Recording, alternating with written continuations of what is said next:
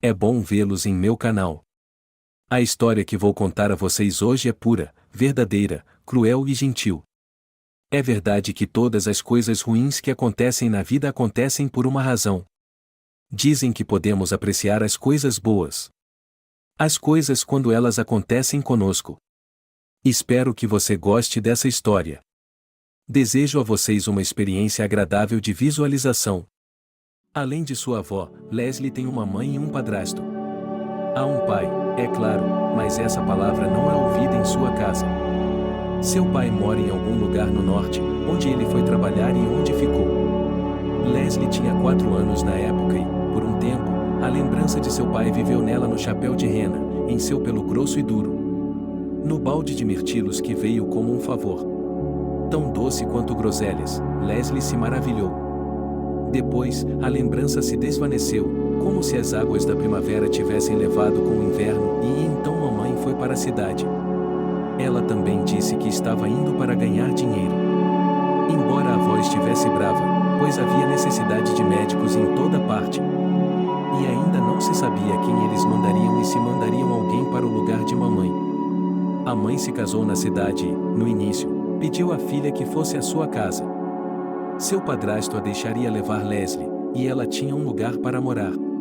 Leslie ia até a casa para experimentar. E ela iria para o espaçoso apartamento do 11º andar. Ela tinha medo de se aproximar das janelas do andar de cima, até mesmo olhar para baixo a deixava tonta. Na varanda, Leslie não conseguia sair de jeito nenhum. E ela se envergonhava do fato de outras pessoas morarem abaixo e acima de sua cabeça. Eles têm armários, sofás e todas essas coisas. Talvez haja um piano acima de onde ela está sentada agora, no 12º andar. Leslie estremeceu. Somente à noite, quando a luz da luminária da escrivaninha inundava o quarto, ela não conseguia ver a cidade do outro lado da janela. Leslie logo adormeceu, mas seu sono foi superficial e inquieto. No quarto ao lado, sua mãe e seu padrasto ligavam a televisão tarde da noite e ouviam vozes alegres e frias, tiros ou música. Em vez do silêncio profundo, quebrado apenas ocasionalmente pelo latido dos cães, como na vila deles, aqui na cidade, os trólebus passavam pela janela. Sua mãe esperava que a atenção de Leslie fosse atraída para o enorme shopping center ao lado da casa, como uma criança deveria fazer. Aquelas portas de vidro que se abriam sozinhas quando ela se aproximava. Os pisos reluzentes continuamente limpos por alguma máquina dirigida por um homem ao longo dos corredores. Uma cascata de mercadorias atrás de cada vitrine. Sua mãe imediatamente comprou para Leslie um vestido de verão jeans e uma camiseta rosa, e disse a ela para não tirar as roupas depois de experimentá-las, mas para andar assim. Elas subiram as escadas rolantes até o último andar, e nesse redemoinho, Leslie não conseguia nem contar quantas eram, 4, 5. E lá em cima havia uma pista de patinação, máquinas caça-níqueis, um enorme King Kong com pernas de borracha e inúmeras lanchonetes. Leslie comeu pizza pela primeira vez na vida, sua mãe lhe ensinou a tomar um milkshake de morango com um canudo. E ela lhe perguntava com alegria triunfante, e como foi? Leslie se encolheu. Esse mundo a estava sugando como um pântano, ela tinha que se tornar outra coisa para aproveitar a cidade, para apreciá-la. Nesse meio tempo, ela se sentia desconfortável e temerosa do renascimento que ocorreria nela. E ela não queria isso. Ela contava os dias até poder voltar para a casa da avó e encontrava cada vez mais argumentos, em conversas com a mãe, para elogiar sua vida na aldeia. Que escola eles tinham, que aulas. E os lilazes que ela e a avó plantaram no jardim da frente de Leslie, os lilazes floresceram pela primeira vez este ano. E o pai do Billy vai ensinar todas as crianças que quiserem tocar violão no outono. E, finalmente, o último e invencível argumento, com os olhos baixos e a voz calma, tenho pena da vovó. Ela vai ficar sozinha, e se eu não for? Nos últimos dias do verão, em vez de vir buscar as coisas de Nastia, sua mãe trouxe Leslie com todos os presentes que havia comprado. Então eu vou. Muitas vezes, muitas vezes, muitas vezes, muitas vezes, dizia a mãe. Um ano depois, Harry nasceu e logo ficou doente, de modo que era impossível viver com ele na aldeia, já que seu nariz escorria ou sua barriga revirava. E sua mãe tornou-se quase como seu pai, uma voz no receptor telefônico, uma remessa na caixa de correio. Um raro redemoinho de férias, uma avalanche de surpresas, quando tudo igual virá em outro dia. E aqui está um telefone celular, uma jaqueta nova, uma corrente de ouro de menina. Bem, isso aqui não está perdido. Leslie apenas nas primeiras horas, quando sua mãe chegava, tentava não deixar sua consciência de que era sua mãe, esperando notícias, olhando os presentes. E então se tornou desconfortável. Quando você percebe que não pode reproduzir nada. Bem, você vai mostrar os cadernos com as anotações, e depois? Leslie baixou os olhos novamente. Não, eu não sinto sua falta. Não, ninguém me machuca. Não, Harvey não vai me ensinar a fumar. Ele ainda não fuma. Eu não subo em árvores. Lembro que só consigo correr descalço em um dia quente. E como se os mesmos pés que estavam correndo descalços na geada começassem a coçar, Leslie desaparecia rápida e imperceptivelmente, ia para a casa de Harvey e eles se sentavam no sótão, observando de lá, como vigias de um navio. O carro do meu padrasto parava e os três, e minha avó, minha mãe e meu padrasto começavam a carregar legumes no porta-malas do carro. As colheitas aqui eram sempre abundantes, e potes de geleia e compota. Mamãe olhava em volta, procurando Leslie para se despedir, e Leslie descia agilmente do sótão. Ela encostava suas bochechas nos lábios secos e apressados da mãe. No final, Leslie começou a ver essas visitas como um tributo. Sua mãe pagava o tributo com suas visitas a Leslie e sua avó, e elas lhe davam sua parte do tributo com recompensas no jardim. E novamente elas ficaram separadas por um longo tempo.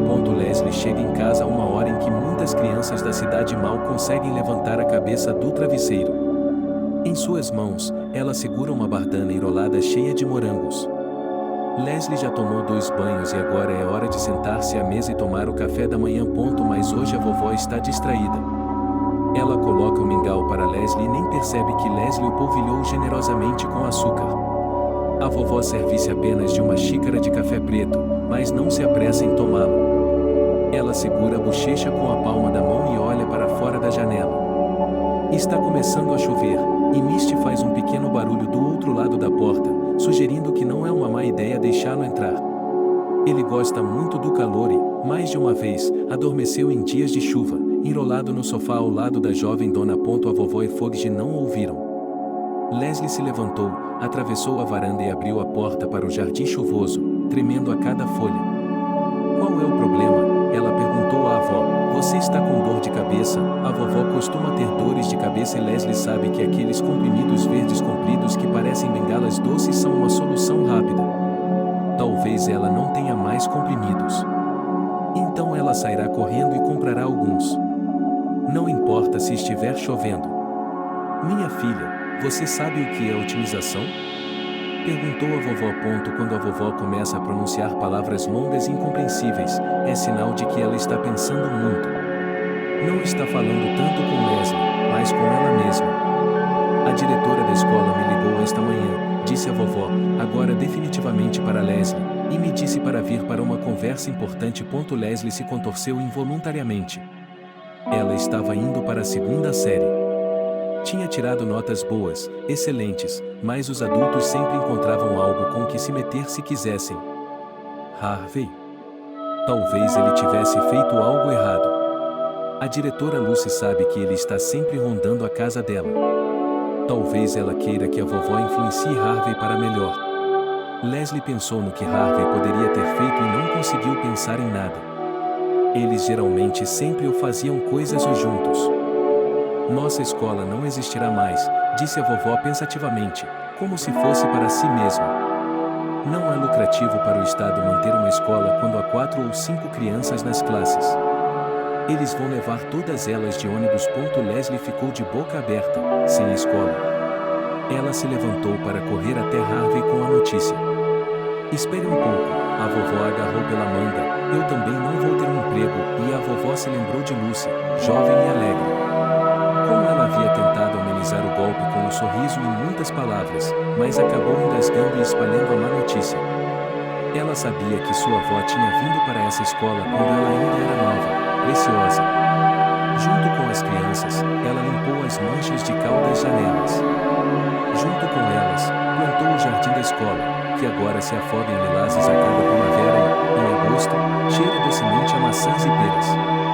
Ocorreu à vovó e aos seus alunos desenhar ilustrações para seus livros favoritos, e esses desenhos se multiplicavam a cada ano, saíam da sala de aula pelas paredes do corredor e chegavam à sala dos funcionários em uma onda. Archie, um garoto com mãos douradas, esculpiu as pernas da mesa do professor de sua avó, como no século XIX. Todos os anos, entre os alunos da vovó, havia vencedores de Olimpíadas distritais e regionais, e alguém certamente entraria na faculdade de filologia, e alguém certamente viria ver a vovó no dia 15 de agosto, seu aniversário. Você entende, Bárbara, o diretor disse, daquela garota, a crítica literária da escola, não pode ser demitida.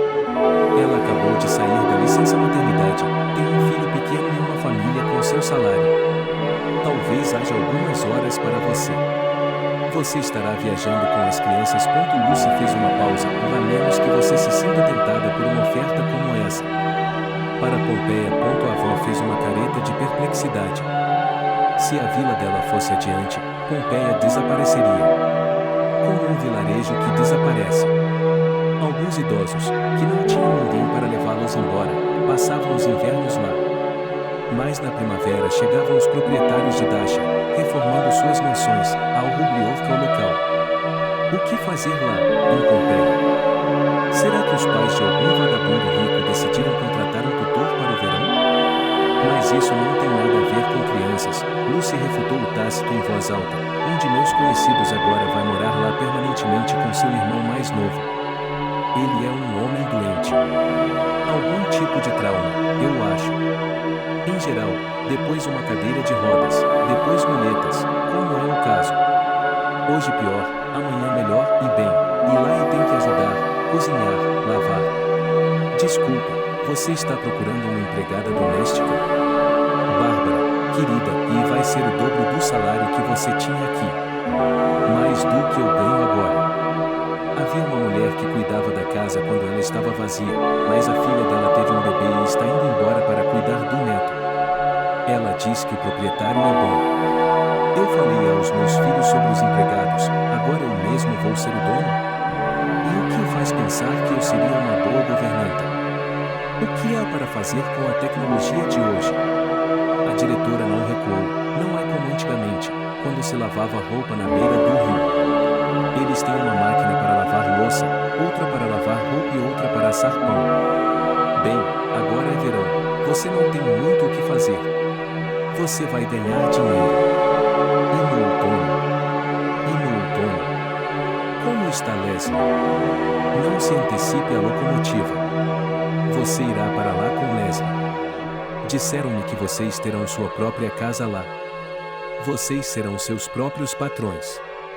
O que o bebê vê? Ele não vê nada além dos 3 metros aqui. E há um rio, a natureza. E se nada mudar até o outono, você deixará este homem. Encontraremos um lugar para você na escola como professor horista. Vou pensar nisso, disse a mulher secamente. Vou pensar sobre isso, disse a vovó secamente. E agora elas estavam pensando com Leslie. Essa era a democracia de sua pequena família. Havia um cano fino de ferro entre a casa e o limoeiro. Um balanço estava pendurado nele. Todas as histórias são mais bem contadas no balanço, todas as conversas são mais fáceis quando você voa e seu coração afunda. Se você balançar alto, suas costas vão direto para os galhos da macieira. Flores de macieira. Minha mãe costumava trazer esse sabonete de flor de macieira. Redondo, bonito, perfumado. Aqui na loja eles só têm barras de sabão, com bordas afiadas e um cheiro de perfume pungente. E então, em vez de flores, amadurecem enormes maçãs da variedade Strafen. Você leva cada uma delas como presente. A vovó e Leslie as embrulham em jornais e as colocam nas prateleiras do armário, onde os brinquedos de Natal estão encaixotados. No outono, ela leva algumas para a escola, para ela e Cuca. Uma maçã como essa é suficiente para comer durante um dia inteiro. E se você voar em um balanço para frente, você voa para o céu. Seus pés se elevam até as nuvens. As nuvens são enormes, como castelos, como no desenho animado O Jack no País das Maravilhas. E não é assustador voar até elas de seu quintal. Mas na roda gigante, quando Leslie andava nos brinquedos da cidade, sua mãe dizia Leslie se agarrava ao assento. Não era sua própria vontade, era a força de outra pessoa que a erguia, que a tornava igual ao céu. E, com a mesma facilidade, poderia tê-la derrubado no chão. Mas hoje Leslie se balança, enfiando as bordas do vestido para que a calcinha não o brilhe, e Harvey se sente e mastiga o caule, não a borda, que é suculenta e macia, há muito tempo, desde que eles provaram cada folha de grama, como potros. Harvey mastiga a parte superior murcha do caule. Ele pensa toda a partida é um desaparecimento em outros mundos. Você vai voltar, não vai? A escola será diferente no outono, diz Harvey.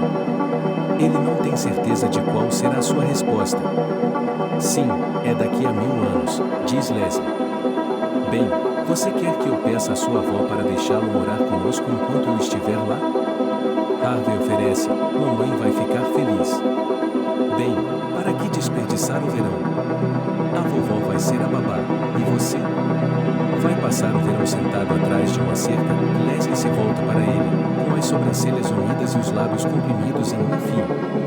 Ele fica em silêncio por um momento e depois fala com firmeza, Não posso lhe explicar.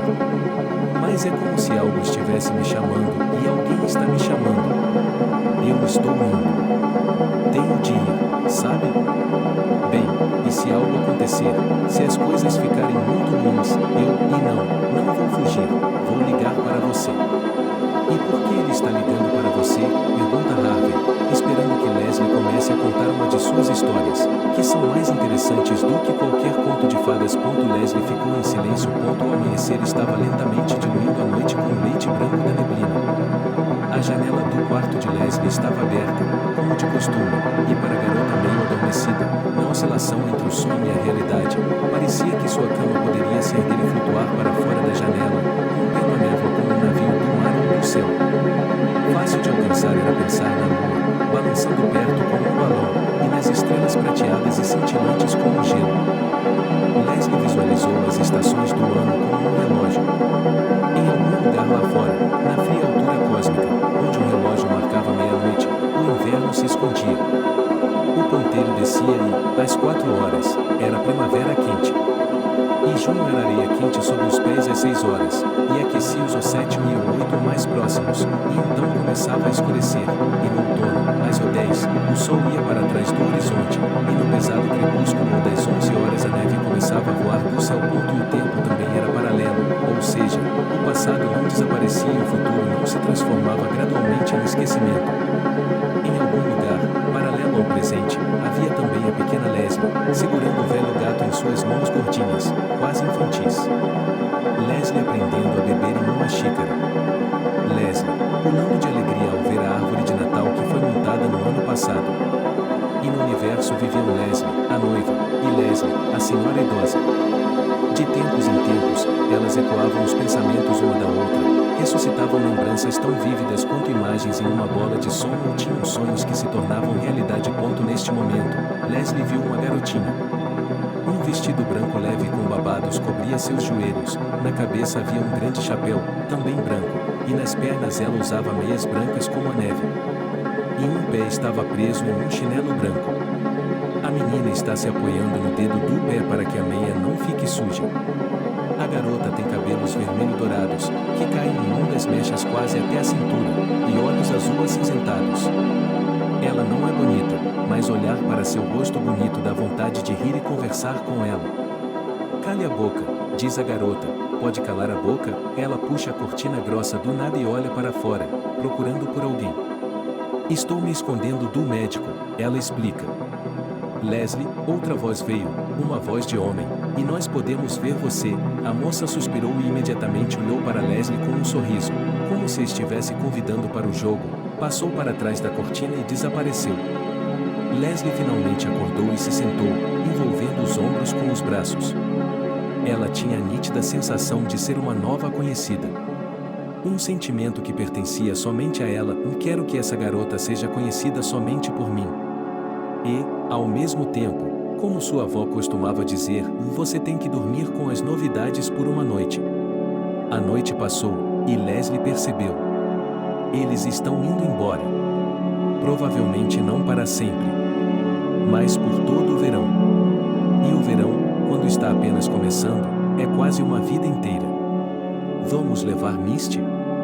Perguntou Leslie. Fogg inclinou a cabeça para um lado. Ele estava ouvindo. Seus olhos estavam rindo.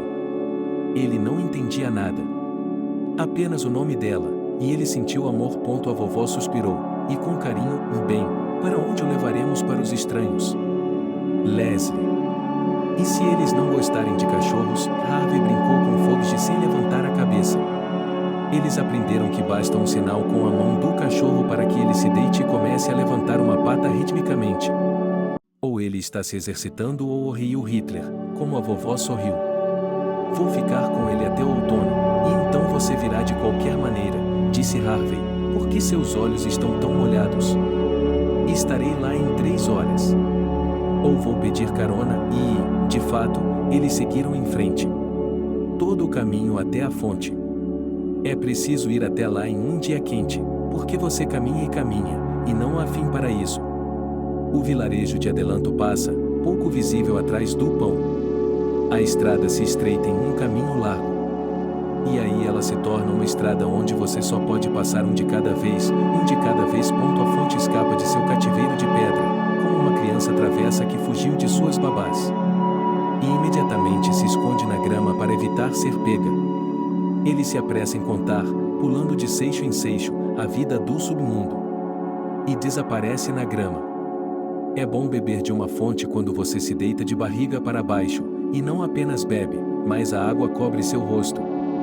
É divertido. E o sol treme em seus cílios molhados com todos os tons do arco-íris. E o silêncio ao seu redor é tão fraco. Não, os pássaros cantam, e as árvores se esparramam tecendo suas folhas no céu azul, mas aqui é impossível ouvir um homem. Não há o murmúrio de um carro, nem vozes, nem música. Não há ninguém. E como não há pessoas, tudo mais é possível. Harvey, disse Leslie, leve-me até o Misty.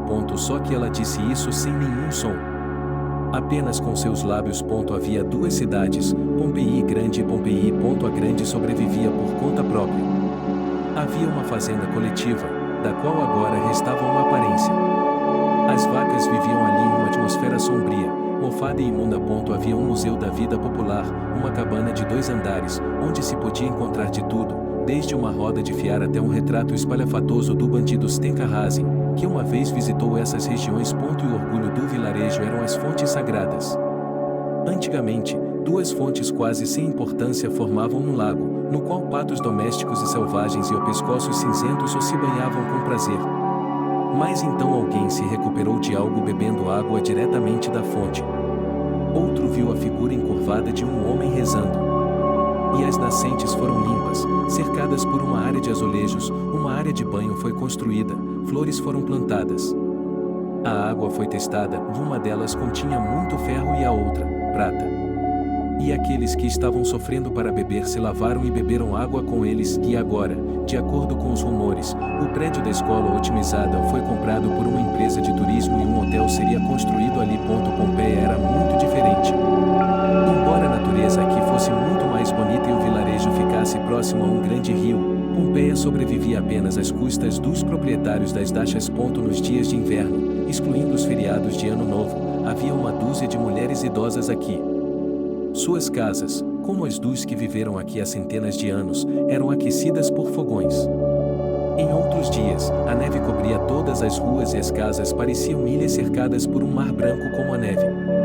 A nevasca diminuiu, as mulheres idosas reuniram coragem e força para visitar umas às outras, e agora colares de pegadas de botas e palitos de feltro se estendiam de cabana em cabana. Na primavera, a ilha de Pompeia, isolada do mundo inteiro, derreteu com o degelo, a estrada secou e a loja abriu suas portas. Era uma espécie de atração local de 2 andares, parecida com um pier, com escadas de ferro, janelas redondas com vigias e proximidade com a água. A loja ficava quase na margem. Lá dentro, vendia-se de tudo, de meias a sorvete. Havia uma mesa de tênis e uma grande televisão pendurada. A loja era tudo, e eles negociavam, jogavam, assistiam a filmes, se conheciam, se apaixonavam e se despediam. Antes que o cadeado do celeiro fosse pendurado na porta novamente em outubro. Os Dashniks que vinham para a aldeia nos feriados ou fins de semana construíam casas para si mesmos, muitas delas maiores e mais luxuosas do que uma loja. Mas quase todas as mansões eram cercadas por cercas cegas, e nelas eram instaladas câmeras de vigilância por vídeo, olhos incorruptíveis, que imediatamente localizavam o forasteiro. E a diversão dos proprietários com música alta, nuvens de fumaça espessa de kebab, respingos de água nas piscinas, risadas e gritos, tudo isso acontecia atrás das cercas que se podia ouvir, cheirar, mas não ver. As mulheres idosas só viam os proprietários da Dasha quando iam à loja. Ninguém criava vacas aqui há muito tempo, e as crianças da cidade torciam o nariz para o leite de cabra, pois para algumas era muito gorduroso e outras eram alérgicas a ele. Os habitantes da Dasha aproveitavam o rio ao máximo, corriam em barcos a motor, gritavam quando a proa do barco atravessava a água, fazendo chover com os respingos. Mas na água turva, a presa era escassa. Mas as crianças raramente eram vistas nas ruas e certamente não brincavam na frente das mulheres idosas. Talvez elas não saíssem de suas casas, tendo mergulhado de cabeça em mundos irreais de computador. Uma das novas casas estava particularmente enfeitada. O gramado em frente à cerca era verde, e as bases de 3 abetos azuis estavam enterradas nele como um tapete. E esculturas de gnomos apareciam por trás das árvores. A casa pertencia a... Bem, não era exatamente o dono de fábricas, carros e navios a vapor, mas ainda assim Harry tinha uma rede de lojas bem conhecida na região. Ele e sua jovem esposa não vinham aqui com frequência, mas ele sustentava Selena, uma mulher na casa dos 50 anos, que cuidava da casa, e um homem local, um jovem aposentado, Frederick, que cuidava do jardim. Agora Selena estava deixando a casa, com relutância, mas com a esperança de voltar. Ela havia gostado de viver a maior parte do ano como anfitriã em uma casa grande e bonita.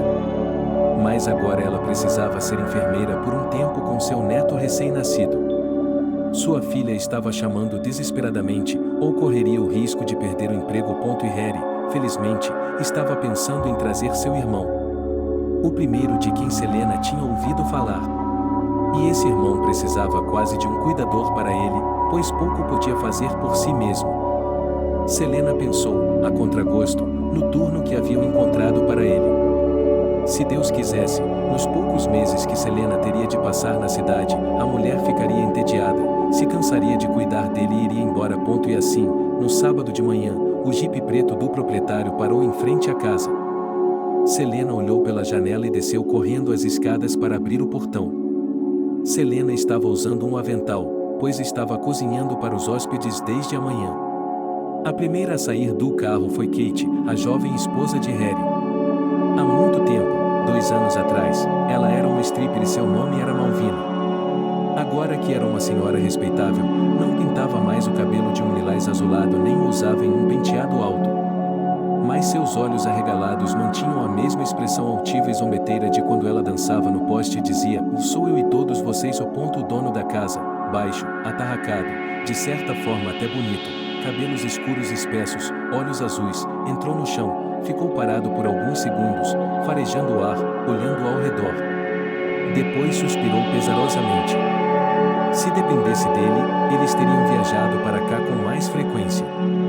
Ele adorava pescar, assar peixes na fogueira e os prazeres simples da vida, como uma grande caneca de cerveja sob um céu estrelado. Mas Kate estava entediada aqui.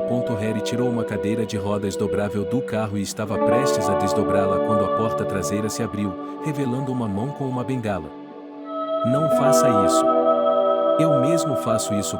Um homem de 30 e poucos anos se levantou com um esforço agonizante. Era evidente que a doença o havia atingido repentinamente e com força. Seu corpo ainda estava tão cheio de força, seus braços tão bronzeados, que foi preciso toda a sua força e um lábio mordido para ficar de pé, inclusive com a bengala. Seu cabelo loiro era curto, quase cacheado, e seus olhos claros, acostumados a rir, agora olhavam cautelosamente por baixo das pálpebras inchadas. "Estou esperando por você", disse Selena. "Preparei um quarto no primeiro andar. Se não gostar, pode me dizer." Achei que havia escadas para o primeiro andar. Harry parou a governanta com um aceno de mão. Querida, você não está tonta? A jovem balançou a cabeça negativamente, ajeitou a alça de sua pequena bolsa no ombro e entrou na casa primeiro. Ela não cumprimentou Selena. Olhou para ela apressadamente, como um cachorro que não sabe se deve chutar ou acariciar. Tenho tudo pronto aqui. Selena abriu as duas metades da porta. O quarto era grande, silencioso e um pouco escuro, com janelas que davam para o jardim sombreado. A estrela do quarto era a cama, uma cama enorme onde cabiam 3 ou 4 pessoas. Entra, deite-se, disse Selena. Por que não pega uma compota gelada para você beber no caminho? Kate deu uma olhada ao redor e entrou em seu quarto para dar uma olhada. Ela precisava ver que ninguém estava usando seu ninho sem ela, ou deitado sob o dossel em sua luxuosa colcha de seda dourada com pavões bordados. O quarto permanecia intocado, quase desabitado, até mesmo o ar estava viciado. Selena conhecia seu lugar. Kate abriu a janela e foi até o espelho. Ela se olhou, não com arrogância, mas com questionamento. Ela arrumou seu cabelo exuberante. Esticando os braços, ela se deitou na cama larga, sabendo que não importava o quanto Harry tentasse agradá-la e ir embora logo, ele ainda estaria conversando com o irmão, e levaria mais meia hora ou mais. Os homens foram deixados sozinhos. Harry apoiou o queixo com a mão, hesitando em iniciar a conversa. Carlos olhou ao redor. Eu gostaria de ter água. Selena apareceu do chão com a prometida compota gelada. Obrigado. Carlos acenou para Selena, desacostumado com a gratidão, e começou a tirar os comprimidos da bolsa em seu cinto e sacudi-los na palma da mão. Quando um pequeno e colorido monte estava cheio, ele os colocou na boca em um só movimento e tomou um gole da compota. Em cerca de um quarto de hora, a dor começaria a diminuir com um lento refluxo. Dando liberdade ao que agora estava escondido atrás dela por pensamentos, sentimentos. Mas Harry não estava esperando agora. Você está feliz aqui? Perguntou ele, olhando em volta.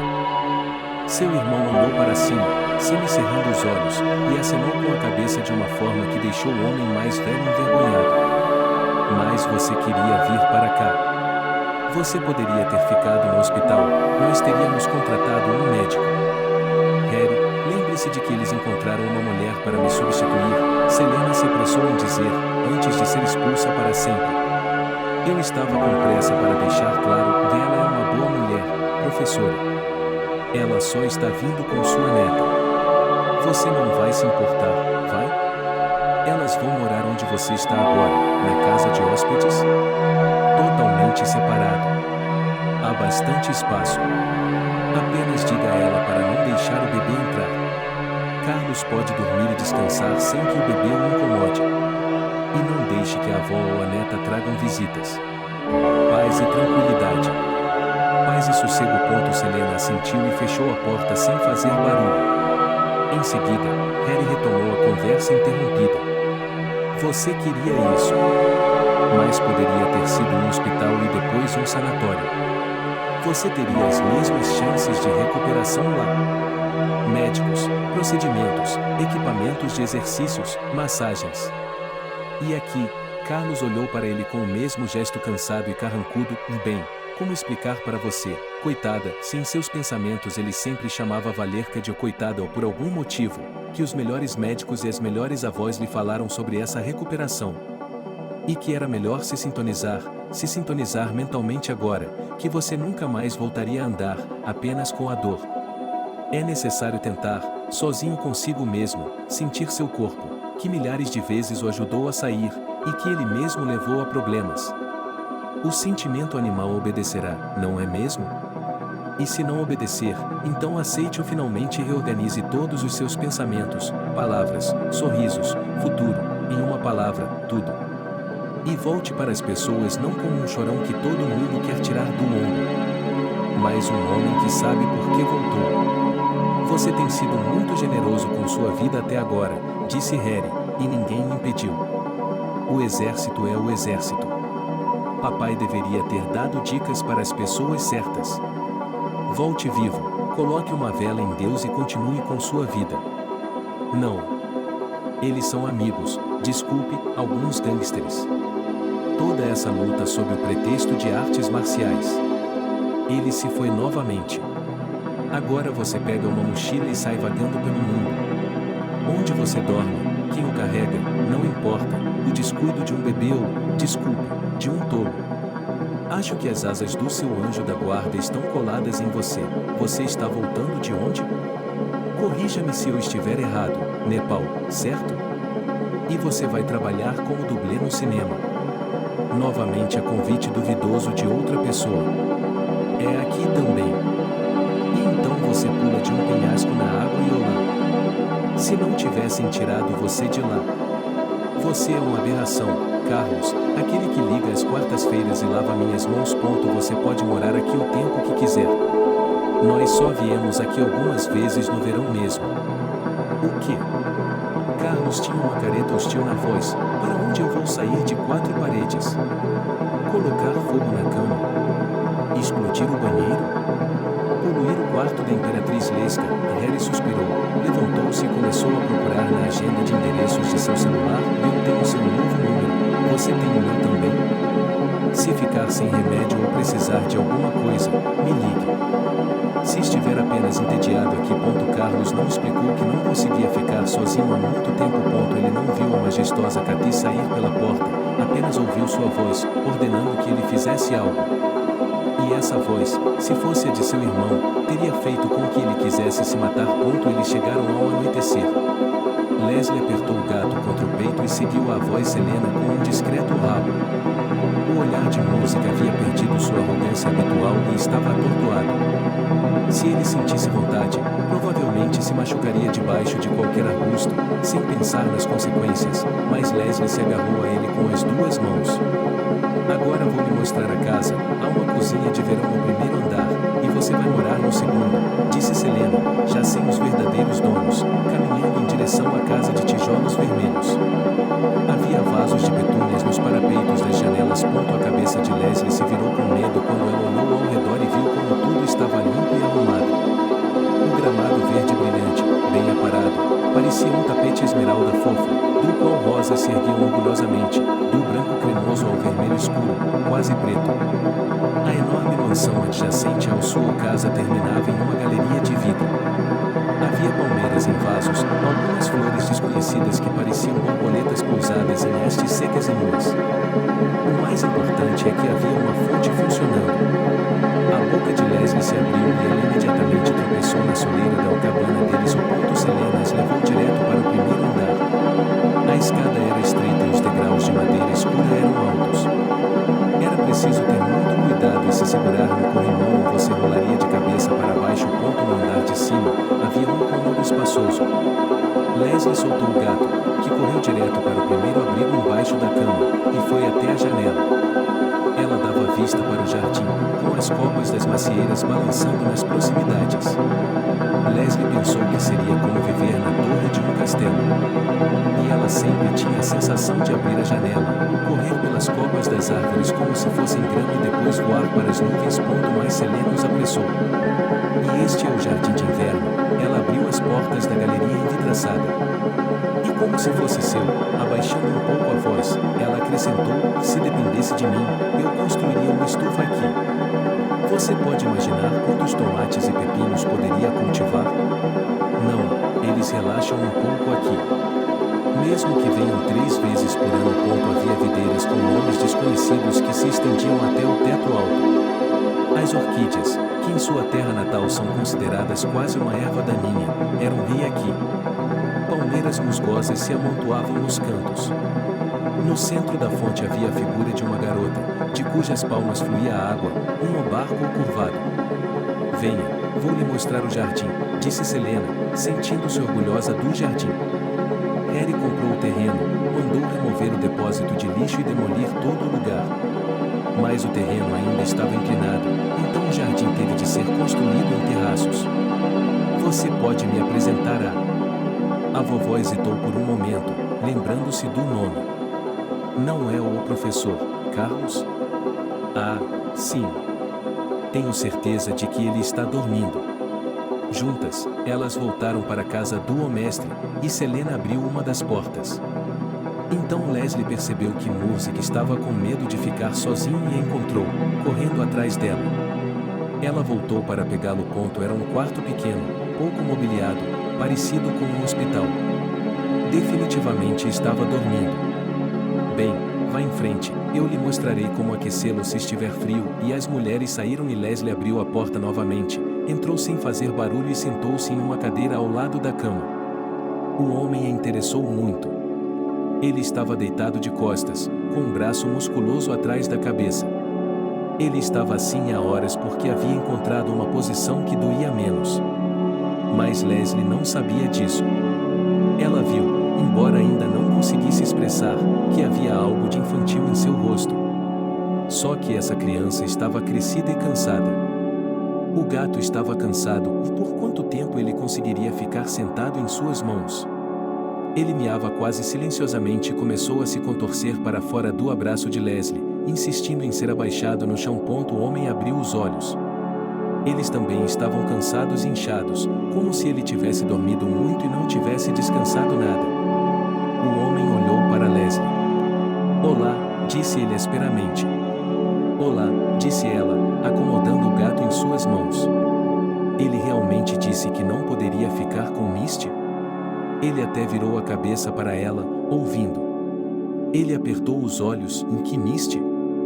Do que você está falando?" "Da minha Misty. Ela não late muito. Mas ele pode pular pela janela, esperar por mim na tenda, ficar de pé sobre as patas traseiras o tempo que você quiser. E ele faz aquela coisa de Heil Hitler. O que você acha?" Ele me perguntou novamente. "Bem, como esta pata", Leslie mostrou, "ele vai para a frente e a levanta. E ele se agacha graciosamente. Por que você deixou um cachorro assim?" Ele ainda não entendia. "Espere, quem é você?" Ela se ergueu sobre o cotovelo. Ela gostava que ele a olhasse com seriedade, mas como ele poderia não saber quem ela era? Ela fez um gesto divertido com a boca, como se ele tivesse se afastado, e imediatamente voltou à sua posição original. "A vovó e eu viemos cuidar de você", explicou ele, "e a vovó disse que talvez você não gostasse de cachorros. Então o Tuman ficou com o Harvey. Mas só até o outono, depois eu o levo de volta." Ele olhou para ela. Uma garota loira e bronzeada, com um rosto que o fazia lembrar de uma flor de primavera. Toda idade tem seu tempo. Ela era flor pungente que se nota e se admira com o primeiro calor. "Traga sua fera", disse ele, "ou melhor, diga a Harvey para trazê-la imediatamente. Ou ele a curará, não a trará de volta." Ela se animou. E segurou o gato com confiança em seus braços. "E este é o Murzik. A vovó disse que você pode levá-lo com você, porque ele não vai sair do nosso quarto. Murzik caça camundongos. Se eu vir um que ainda esteja vivo, eu o pegarei. É patético, sua porquinha. É bom que você o leve também. Ele fica em volta de sua cabeça como um chapéu e começa a cantar músicas. E então você cai no sono imediatamente." Ele estendeu a mão e acariciou o gato. O gato parecia arrogante. "Por que você precisa de uma casa tão grande?" perguntou Leslie. "Você não fica entediado aqui?" "Eu ainda não o vi." "O que há de errado com sua voz?" Ele limpou a garganta. "Acabei de chegar antes de você. E você também não sabe o que há de interessante por aqui." "Está tudo bem." Leslie se acalmou. "Vou ver tudo e lhe contarei depois." "Você é uma garotinha." Ela não aguentou. "Para onde você vai sair do parquinho? Quem vai deixar você ir sozinha?" A boca de Leslie se contorceu em diversão novamente, agora com uma cara de "Oh, esses adultos. O que eu faria em casa?" Ela explicou. "Quero dizer, se eu estivesse em casa, no meu quarto. Mas eu sei de tudo. Harvey e eu costumávamos ir à fonte para pegar água. E onde você pode pegar pedras de ágata na praia, eu sei. Vovó diz que elas são chamadas de ágatas do Volga. E onde há uma caverna de gelo. E há uma árvore de bétula. Todos vão à floresta para obter opiáceos, mas eu posso facilmente lhe trazer uma bétula. E ninguém mais sabe onde elas crescem." E ele sentiu ainda mais que ela era uma criança, um pouco mais velha do que ele. Ele olhou para ela, como se estivesse provocando-a, perguntando se ela estava mentindo. E o que era a caverna de gelo? Com certeza você está inventando isso agora. O que está inventando? Não estou inventando nada. É muito frio lá no verão, muito frio. Leslie queria colocar o braço em volta dos ombros dele, mas o gato atrapalhou. Ela finalmente conseguiu fazer com que o gato se deitasse no chão e trotou em direção à porta com a cauda levantada. Não dá para chegar lá na neve, então não sei como é no inverno. Mas no verão há geada nas paredes e no chão. Naquele verão, quando comemoramos o dia da aldeia, estava tão quente que os habitantes da Dasha ficaram doentes. Uma ambulância até veio ver uma garota, eu vi. Ela estava deitada e colocaram gelo nela. Eu disse, vamos para a caverna de gelo. E muitas pessoas me seguiram. Minha avó disse, há uma montanha no topo, há muita pedra, o sol não vem e está frio. As pessoas estavam sentadas no chão, se divertindo, até que o ônibus chegou para buscá-las à noite. Combinado, ele disse, se você vir algo interessante, conte-me sobre isso. Mas tenha cuidado. E não perto da água. Você nunca saiu para caminhar? Nunca? Perguntou ele, quase com pena. E se ele contasse a essa garota sobre o Nepal, de onde ele tinha voltado, e uma semana depois pulasse naquele maldito lago? E sobre o Extremo Oriente? E sobre Sakhalin? E sobre o fato de que ela nunca iria a nenhum outro lugar. Ela gentilmente, com as duas mãos, pegou a mão dele entre as palmas pequenas e balançou a cabeça. Você conhece algum conto de fadas? Leslie. Leslie. Uma voz entrou na sala, e uma mulher, não, uma mulher idosa de óculos e cabelos altos. Você não pode entrar aqui. Vá para seu quarto. Olá, Carlos. Leslie. Bem, ele está entediado, vovó. Leslie disse isso com uma voz longa, como se estivesse transmitindo tédio. Ele não. Carlos, eu já expliquei. Desculpe-me, pelo amor de Deus, ele não vai mais incomodá-la. Por que não? Ele contestou e tentou se sentar, e concordamos com o cachorro. Precisamos de um cachorro. Ouça isso, vovó. A voz alegre de Leslie veio do outro lado da porta. Ela havia sido colocada na cama cedo, como de costume, mas dessa vez Leslie não conseguia dormir. Sua cama era separada do resto do quarto por um grande guarda-roupa, então ela tinha seu próprio canto. Mas não havia uma janela alta pela qual pudesse pular. E quando trouxerem Misty, terei de explicar a ela, ou ela quebrará todas as pernas. A cerca é como um palácio com portões de ferro forjado. E suas pesadas barras de ferro chegam até o chão, não é possível passar por baixo delas. E a cerca é coberta com pontas afiadas. Mais atrás de sua casa, onde há uma grande lixeira, há uma folha de plástico verde no lugar de uma das barras transversais, que pode ser facilmente removida. E alguém deve ter se aproveitado disso, porque há um caminho que sai da brecha e entra na floresta. Leslie se levantou e olhou para o sol, que já estava quase se pondo. Você tem que dormir a noite toda em um novo lugar, e então ele se torna seu, nativo. Você sabe atrás de qual árvore o sol se põe? Pela manhã, o céu começa a clarear sobre essa árvore. E ao amanhecer, todos aqui o cumprimentam, os pássaros e os gafanhotos cantam para você como um bom amigo, e então Leslie pensou no homem que havia conhecido hoje. A vovó disse que ele estava bastante desamparado e que deveriam até servir-lhe uma xícara de chá. Mas Leslie não conseguia deixar de pensar que ninguém aqui se atreveria a machucá-lo, porque havia aquele homem. Natalie esteve no mar no último dia. À tarde, um ônibus pegaria os turistas hospedados no hotel ou um parcova e os levaria para casa. Seria uma longa viagem, com um traslado noturno. Portanto, à noite, Natalie queria descansar, caminhar pelos lugares favoritos da região e se despedir. Mas não era para ser assim. Ela percebeu isso no início da manhã. O calor que se aproximava havia clareado o céu, e o ar estava parado. Embora o quarto do hotel tivesse vista para a floresta, somente àquela hora ele poderia abrir a porta da varanda e apreciar os cheiros úmidos da floresta e o canto dos pássaros. Quando o sol nasceu e o ar começou a esquentar tão rapidamente como se um ferro de passar roupa tivesse sido ligado na tomada, Natalie fechou a porta da varanda, ligou o ar-condicionado, serviu-se de um copo de suco de maçã gelado e se deitou no sofá. Pela primeira vez em sua vida, ela estava saindo de férias sozinha. Mas, a rigor, não poderia ser chamada de férias.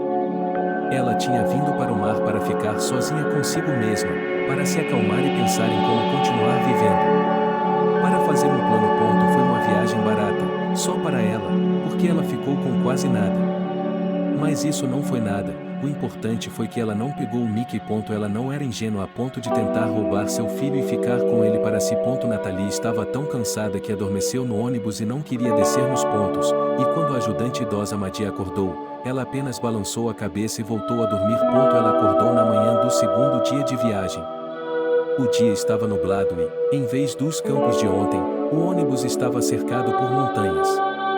O verde esmeralda do início do verão, que ainda não havia se extinguido, brilhava suavemente contra o céu antes da tempestade. Era como se a terra estivesse iluminando o céu, e não o contrário. Natalie viu seu companheiro de viagem pela primeira vez. Um homem de meia idade, não ela agora, mas ele dormindo. Nas 24 horas em que esteve fora, ele estava fazendo palavras cruzadas, folheando uma revista, comendo alguns biscoitos de uma sacola. Era como se ele estivesse vendo através de um véu. E toda a sua vida nos últimos anos tinha sido através do mesmo véu, se é que isso fazia sentido. Última parada, Maddie anunciou, café da manhã, limpe-se. Estaremos lá em breve, sejam pacientes. O homem acordou, sacudiu a cabeça como um cachorro que se livra da água e pegou seus cigarros. Natalie desceu cuidadosamente os degraus do ônibus, tremendo um pouco.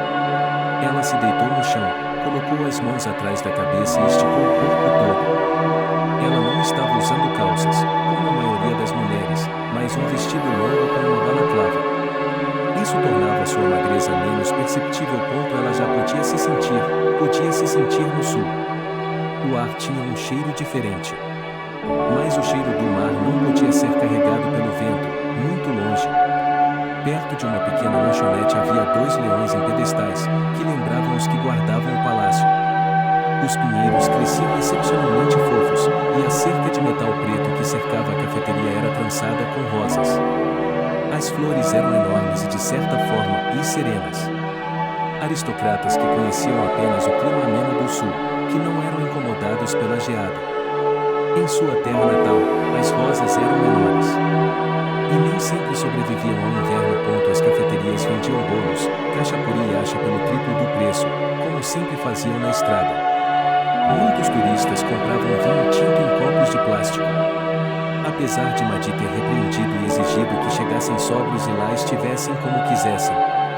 Quando voltaram para o ônibus, Maddie balançou a cabeça. É melhor passarmos pela serpentina antes que chova, e começou a nos lembrar de não esquecermos de colocar os cintos de segurança e de guardar as sacolas de papel nos bolsos do assento. O ônibus estava em uma estrada de montanha, realmente sinuosa, mas as montanhas não eram terríveis e baixas, mas em forma de ilha, densamente arborizadas, pareciam trufas verdes.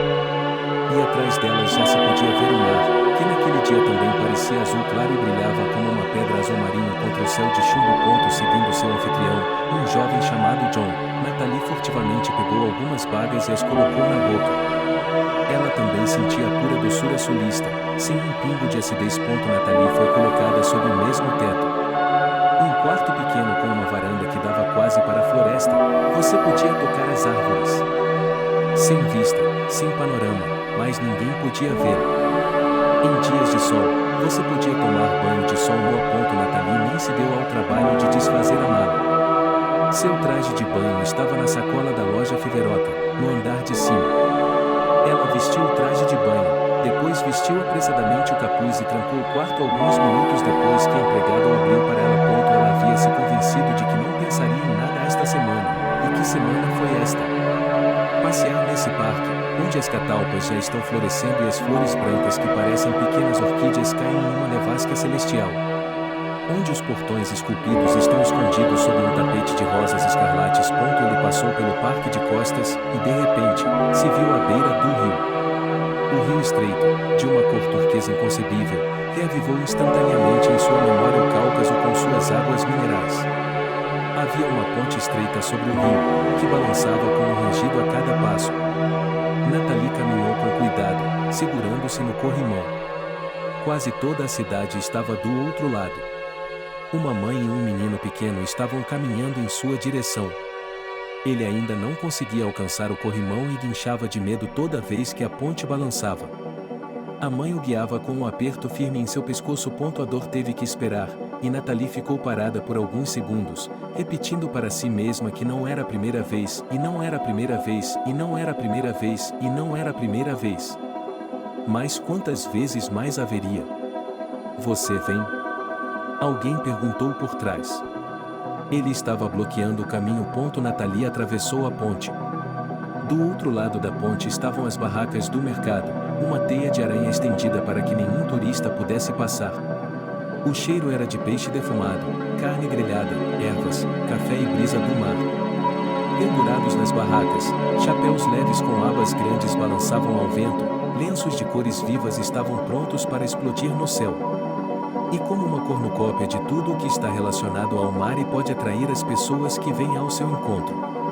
Círculos e esteiras infláveis, nadadeiras e máscaras, copos com golfinhos pintados, caixas de conchas de todos os tamanhos e formas e outras com estrelas do mar cinza claro ou pintadas. Eles também faziam tatuagens temporárias, convidavam você para comer kebabs, ofereciam-se para tirar fotos suas ou com exóticos ou, sem esperar seu consentimento, corriam para pendurar uma cobra enorme em seu pescoço ou colocar um papagaio em seu ombro. Essa festa da vida era avassaladora. E não era à toa que você podia sentir a vivacidade burocrática dos animadores de massa nos lojistas. Olhe, alguém disse, está um gelo aqui, e a garota está indo tomar banho. Mais tarde, Nathalie percebeu que qualquer clima que não queimasse a terra parecia frio para os habitantes locais. Ainda mais quando estava nublado e chovendo. Ela caminhou calmamente pelo aterro até a praia, sobre os grossos seixos cinzentos. Não havia muitas pessoas. Nathalie tirou lentamente o moletom, como se ele tivesse finalmente caído de sua figura esguia. Com a mesma lentidão, ela prendeu o cabelo loiro em um coque e o prendeu com um elástico. E entrou direto no mar, sem aquela frase "o ar está frio", sem demora, para se acostumar com a água. Ela entrou e nadou com os movimentos medidos de uma nadadora que não se cansa facilmente. Logo ela chegou a uma das boias vermelhas e sabia que não poderia nadar mais, os salva-vidas a chamariam e a mandariam dar meia volta. Ela se deitou de costas. O mar a arrastava e a chuva tocava seu rosto com suas patas suaves. Ela estava deitada entre o mar e a chuva, seu corpo separando os dois. Uma garota. Uma garota em um maiô azul, e afinal, ela esperou. Nathalie levantou a cabeça como se tivesse acabado de acordar. Estavam gritando com ela da torre dos salva-vidas. Ela se virou com um suspiro. Ai ai ai, garota, o cara da torre tentou dar em cima dela quando ela chegou à praia, e nós pensamos que você tinha se afogado, e mais Nathalie continuou andando com a cabeça baixa, sem reagir. E a voz se calou. Assim que saiu da praia, ela foi comprar um novo cartão SIM para o telefone, para poder falar mais barato. Sua amiga Ana havia pedido que ela avisasse de vez em quando. Nathalie seguiu o aterro ao longo do rio, esperando que ele levasse ao centro da cidade. O rio perto do mar era de um azul profundo, mas mais adiante ele se tornava raso e se transformava em um córrego claro e largo com margens cobertas de junco. Os sapos coachavam sem vergonha e guinchavam, e não havia nenhum som além do coachar deles, e os galos cantavam como no campo. Nathalie chegou à próxima ponte de ferro e cometeu um erro, que ela não atravessou, mas virou à direita. Ali, pensou ela, a estrada era mais larga e as casas mais altas. Mas a estrada levava aos subúrbios, onde não havia calçadas, apenas a rodovia, e os carros corriam uns atrás dos outros. Não havia lugar para virar. De um lado, havia casas com pomares, do outro, montanhas e florestas. Mas ela continuou andando, esperando que de alguma forma chegasse ao lugar certo. A vila era pequena. Ela admirou os jardins da frente, os lírios e as rosas, passeou por caminhos estreitos ao lado dos jardins de outras pessoas, atravessou algumas pontes. Finalmente, chegou aos arranha-céus. E então começou a chover. Uma parede, uma cachoeira, uma chuva torrencial. Nathalie engoliu em seco. A chuva estava atingindo o chão com tanta força que seus pés estavam ficando lameados e as gotas de chuva estavam levantando poeira. Seu vestido estava encharcado e grudava em seu corpo, seu longo cabelo loiro agora escorria pelo seu rosto. Ela estava com frio e cansada. Finalmente, ela encontrou a estação de ônibus e nela, uma prateleira de operadoras, comprou um cartão SIM e enviou um novo número de telefone para sua amiga Ana, a única que se importaria com ela. Ela foi a um pequeno mercado, comprou queijo local com ervas, alguns pães achatados, cerejas, com tudo isso, foi para o hotel. Ela andou pela rua toda molhada, a água escorrendo dela e a sensação era boa. Mas quando chegou ao quarto, vestiu um roupão quente e seco. Agora ela não tinha mais medo da chuva. Ela abriu a porta da pequena varanda, protegida da chuva pelo telhado. Havia copos no armário. Logo Nathalie estava sentada na cadeira de balanço, tomando chá, ouvindo a chuva e olhando para a cidade, para as montanhas cujos picos estavam escondidos na névoa. Ela pensou no início, ela queria pensar no que fazer em seguida, em como fazer com que Mickey voltasse para ela, mas então seus pensamentos começaram a levá-la de volta ao passado. Você queria pessoas extraordinárias? Ela se perguntou. Você as recebeu, e ela achava que Deus tinha sido bom para ela? Ela se lembrou do milagre de sua matrícula na faculdade de jornalismo. O avô era totalmente a favor. Ele lia em voz alta para ela quando ela era pequena. Ele admirava sua escrita na escola, acreditava em seu talento. E todos os outros a desencorajavam. Inclusive as moças do escritório de admissões. Bem, para onde você está indo? Disseram a ela confidencialmente, há 30 pessoas por lugar. Na sua, pessoas da cidade. E você é uma garota do interior. Lá, em frente à faculdade de pedagogia, você entrará. E aqui você só vai perder seu tempo. E então não foi Nathalie quem disse isso, foi meu avô. Que não teve medo de vir da aldeia para a academia. E ele entrou. E se formou com um diploma vermelho.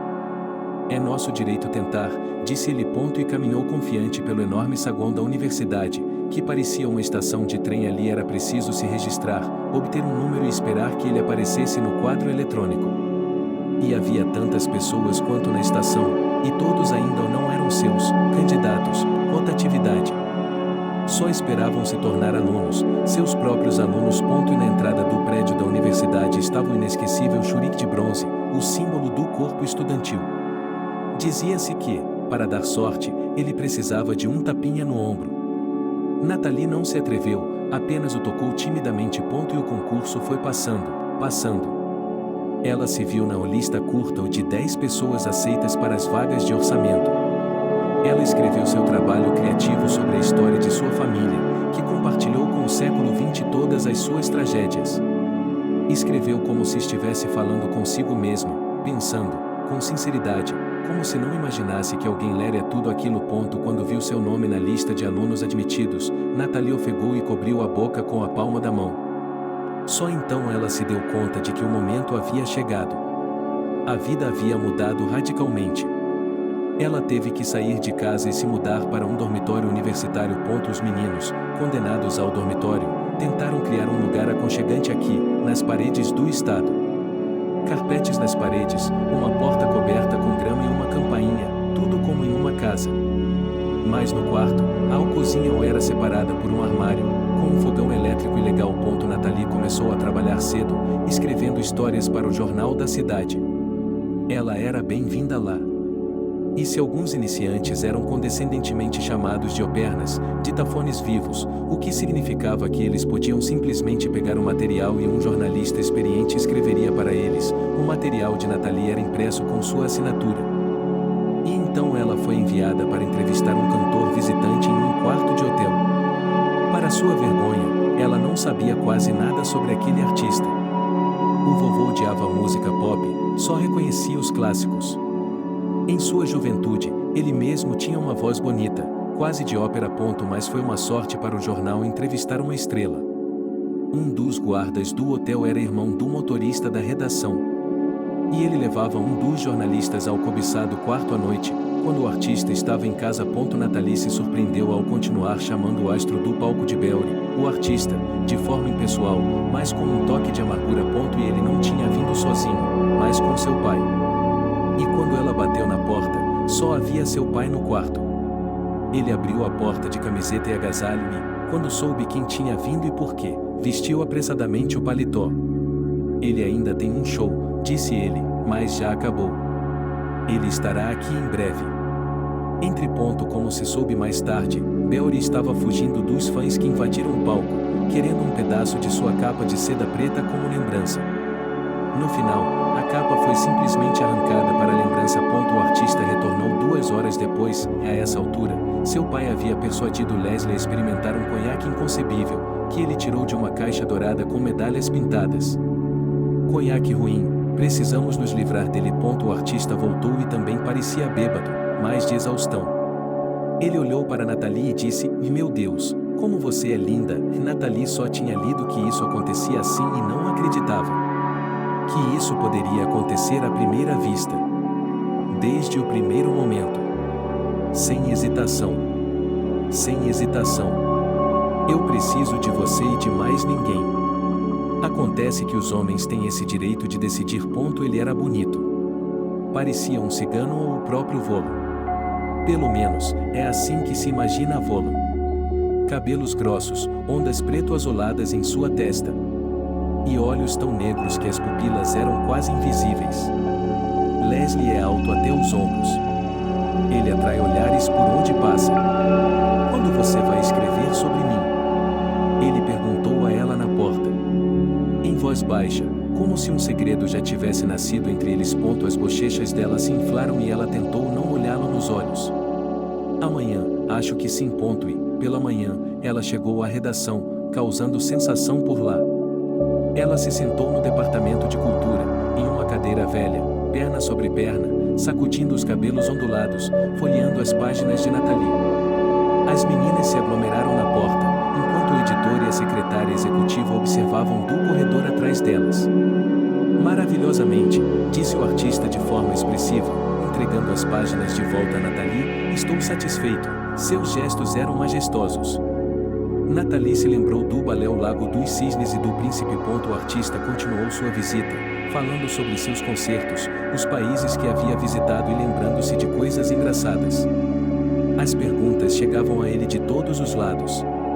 E, diante das respostas, as meninas abriam sorrisos, prontas para aceitar com prazer o que o artista tinha a dizer. E então ele perguntou a Natalie, como se não houvesse mais ninguém no escritório além delas: "Quer que eu a leve para casa?" As moças arfaram. Natalie chamou a atenção do editor e o chefe assentiu. Só que eles não foram para a casa de Natalie. O artista perguntou a ela, já a colocando no carro, onde há um bom restaurante. Restaurantes eram algo com o qual Natalie não tinha nenhuma relação, e o motorista, que já havia conduzido as estrelas pela cidade muitas vezes, começou a lhe dar conselhos. Desde então, Natalie divertia e divertia o artista com sua timidez combinada com um senso de dignidade. Ela quase tinha medo do cardápio, que era servido por um garçom de luvas brancas, e o artista tinha de fazer o pedido. Mas então, quando a mesa estava posta e as velas acesas, ela não se deixou levar pelos pratos suntuosos que nunca havia provado, mas ouviu. Ela o admirava e, ao mesmo tempo, ele percebeu que ela estava mais interessada na época de sua vida em que ele ainda não tinha fama. Um garoto de uma cidade do sul, batendo uma bola contra a parede e cantando músicas de pioneiros. Um estudante, voltando para seu dormitório em um bonde gelado. E ela lhe perguntou, como sua mãe havia lhe perguntado uma vez, talvez não tenha valido a pena, como é a sua vida agora, para percorrer um caminho tão difícil. Cidades estrangeiras, uma vida de fome, escuridão. E tentar fazer com que todos gostem de você pode ajudá-la em sua carreira. 2 dias depois, quando sua turnê terminou, o artista levou Natalie com ele. Ele havia se separado recentemente de sua esposa, e isso era tudo, não era bravata. Ele agora vivia sozinho, com exceção de 3 empregados, em uma mansão no campo que, para Natalie, parecia um verdadeiro reino. Pela primeira vez, eles estavam quase sempre ausentes. E Natalie sempre sentia muita pena do artista, parecia-lhe que todos queriam arrancá-lo dela, assim como pedaços de seu vestido de seda haviam sido arrancados dela no palco. E ela pensava que havia tanta bondade nele, que é sempre gentil, sorri para todos, abraça, permite ser fotografado junto, não se esquece de elogiar os fãs. E quantas vezes ela viu suas bochechas ficarem vermelhas de vermelho e as próprias meninas tão felizes. Nathalie queria dizer, sabe quando ontem a cabeça dela doeu tanto que ela não conseguiu encontrar um lugar para se sentar durante metade do dia? Você sabia que, antes de um show, ele fica nervoso, que pode ficar chateado até as lágrimas se o café em sua xícara estiver morno em vez de quente? E que, às vezes, ele volta no meio da noite e eu não consigo perguntar por quê? De onde? Ele não se importa com nada, muito menos comigo. Ele não se sente culpado por eu ter esperado por ele, ele simplesmente adormece. As meninas da redação encontraram Nathalie nas mídias sociais.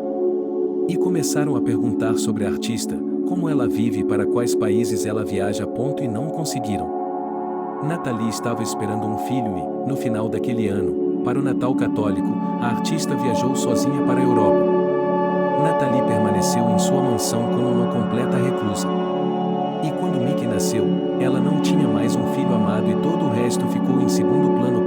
Pode-se dizer que foi nessa época que Nathalie nunca foi vista. Ela nunca saía de sua enorme casa, onde ela e seu filho viviam em apenas alguns cômodos. Nem mesmo os empregados sabiam como se comportar com ela. Quieta, atenciosa, tímida, ela nunca se sentia uma anfitriã. Ela e Mickey tinham muito espaço para passear pelo jardim, que era isolado do resto do mundo por uma cerca alta. Havia um pequeno escorregador infantil, e Nathalie deslizava por ele, segurando um envelope de pele contra o peito com Mickey, que já estava aprendendo a rir. O artista aparecia no chalé com cada vez menos frequência, mas era tão atencioso, tão brilhante, tão capaz de deslumbrar qualquer pessoa. Ele trazia presentes para Nathalie e seu filho, perguntando se eles precisavam de mais alguma coisa. O que eles queriam, e cada vez mais, em suas conversas, surgia o nome de sua esposa, de quem ele ainda não estava oficialmente divorciado. Quando eu e a Nelka. Nelka é uma mulher e tanto, não põe o dedo na boca dela, então Nelka queria, e eu disse.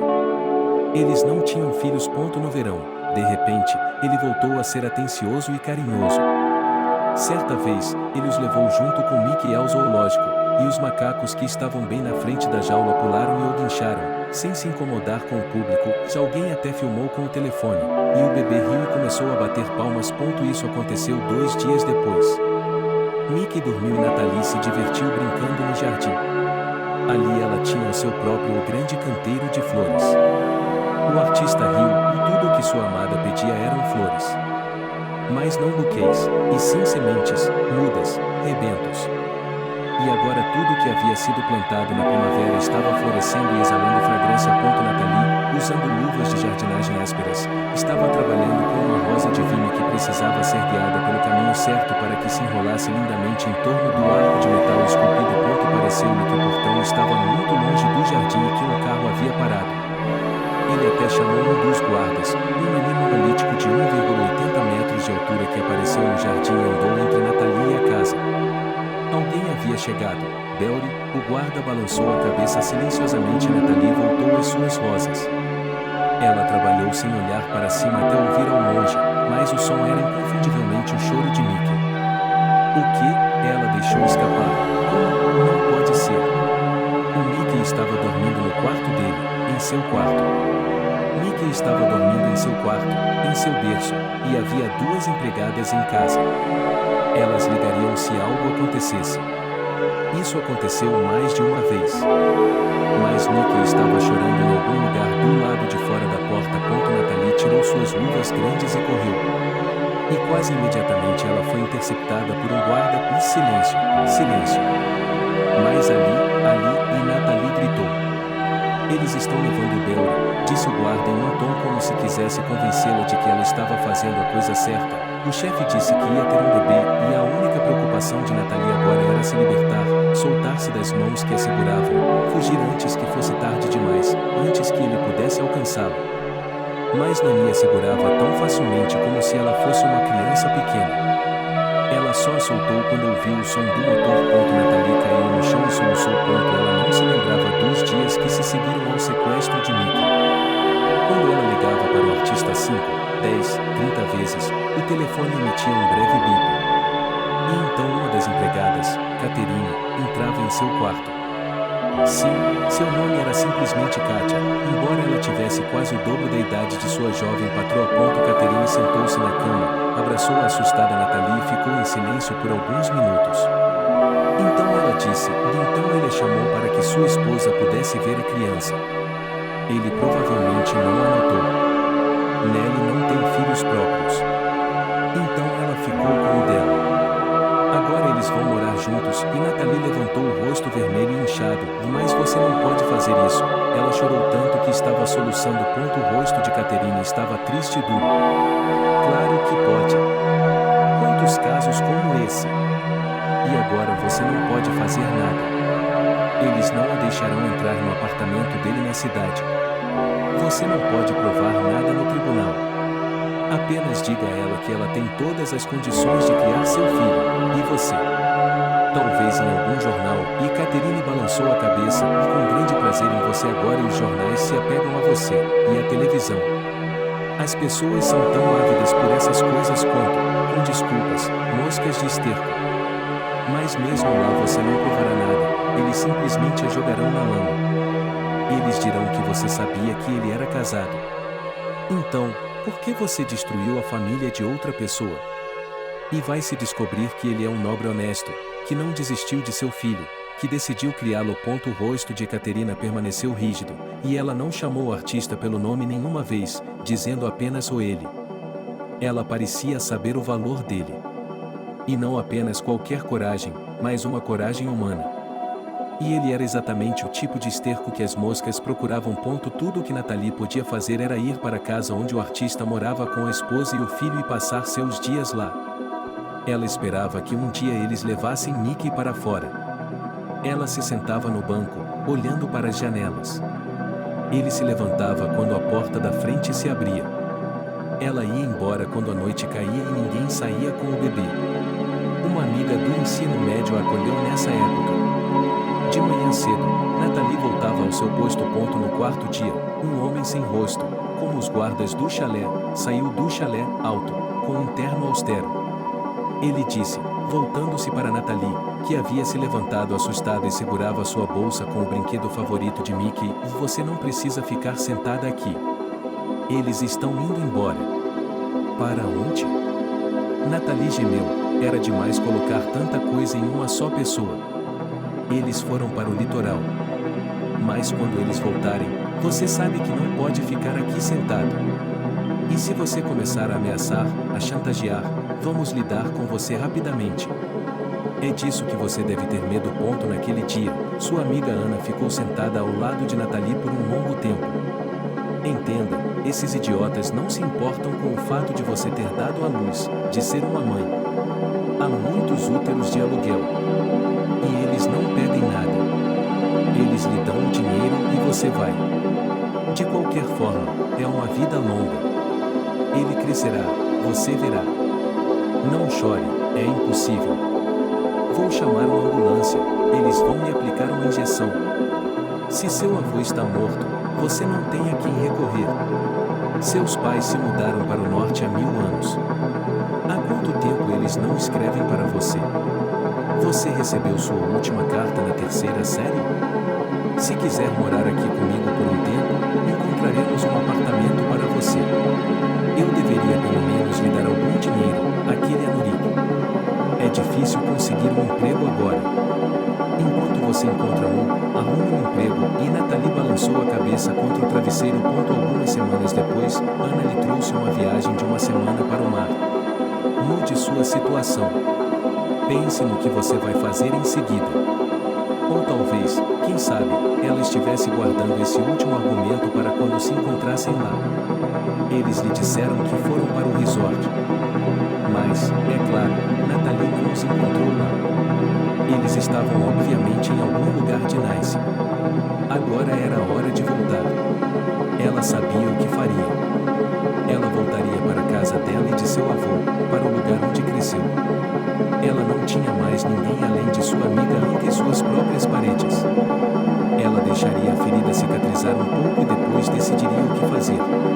Era impensável deixar seu filho nas mãos de estranhos, e agora ela considerava o artista um completo estranho. Nos últimos dias, ele tinha ido ao aterro pela manhã, sem sentou-se em um banco em um canto sombreado e pensou.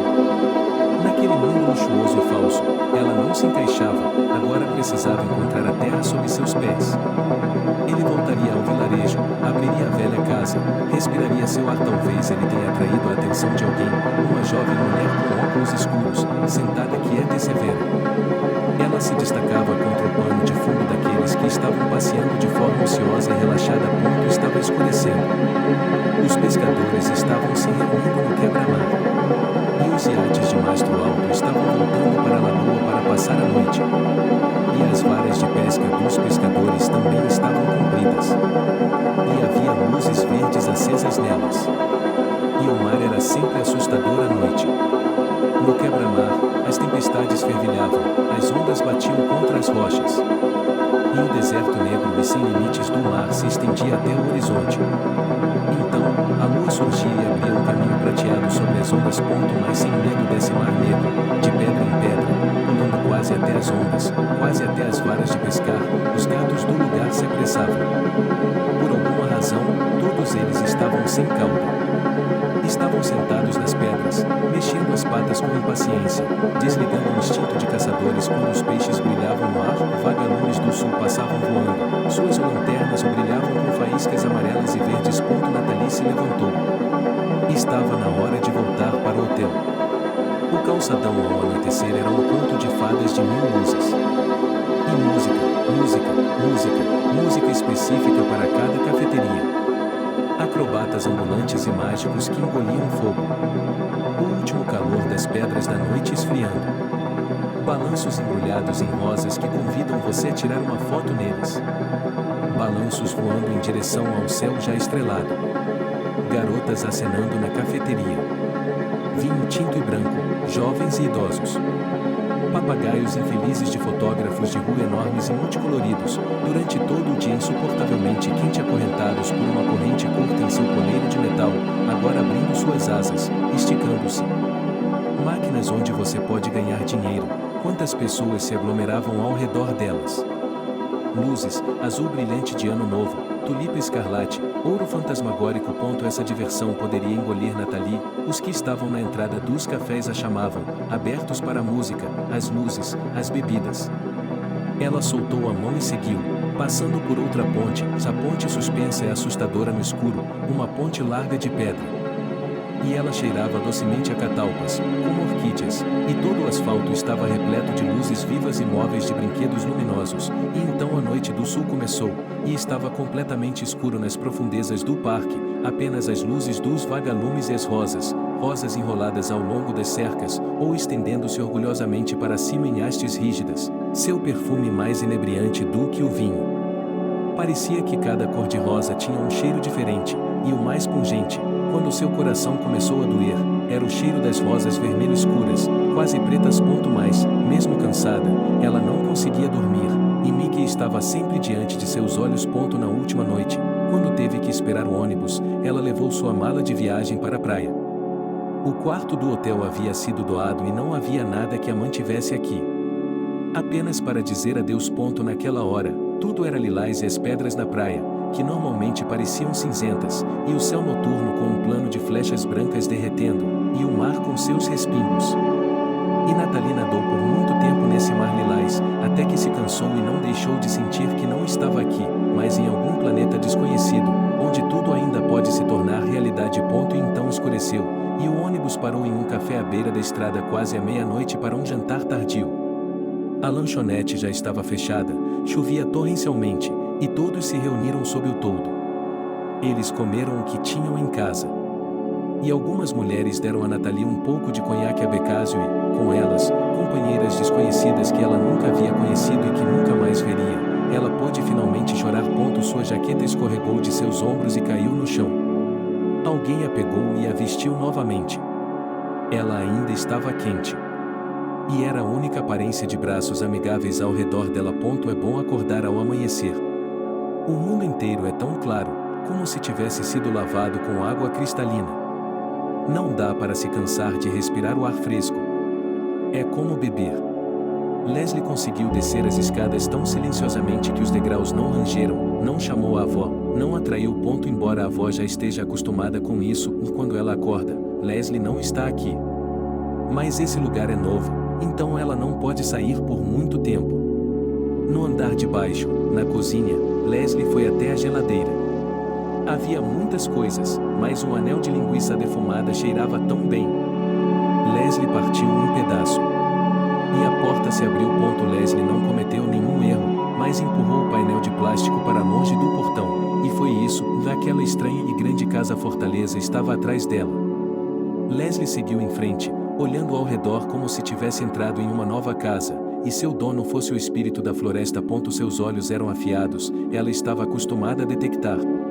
E os gorros verdes, macios e fofos, cintilando nas profundezas dos arbustos, como se os gorros de Tumbelina fossem nozes. E os formigueiros amontoados contra o tronco de um pinheiro. Antes da Páscoa, ela e Harvey costumavam levar ovos pintados para os formigueiros e cavar neles. As formigas desciam sobre eles como um grupo de pouso inimigo e tentavam conquistar o mundo inteiro.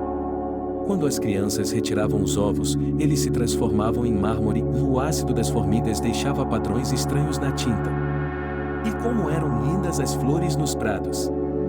Elas eram mais altas do que sua cabeça. Por que sonhar com uma floresta tropical?